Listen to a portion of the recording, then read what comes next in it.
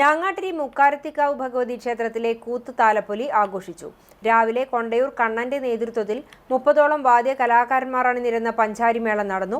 ഉച്ചയ്ക്ക് ദേവസ്വം പൂരം കാവുകയറി. തിറ, പൂതൻ തുടങ്ങിയ നാടൻ കലകളോടും മേളത്തോടും കൂടിയായിരുന്നു എഴുന്നള്ളിപ്പ്. പഞ്ചവാദ്യത്തോടെയുള്ള എഴുന്നള്ളിപ്പ്, ശിങ്കാരിമേളം, ഇണക്കാളകൾ, തിറയാട്ടം, മേളം, തകിൽ, നാദസ്വരം, തിറ, പൂതൻ, കാളിവരവുകൾ എന്നിവ ഉത്സവപ്പറമ്പിൽ വർണ്ണവിസ്മയ കാഴ്ചകൾ ഒരുക്കി. വൈകിട്ട് ഇരട്ട തായമ്പകയും രാത്രി നാടകവും പൂരത്തിന്റെ തലേന്ന് യുവരശ്മി നഗർ ഒരുക്കിയ ഗാനമേളയും അരങ്ങേറി. പുലർച്ചെ മേളത്തോടുകൂടിയ താലം കൊളുത്തലും പൂരം വരവും ഉണ്ടായി. തുടർന്ന് നടന്ന പാവക്കൂത്തോടെ പൂരത്തിന് സമാപനമായി.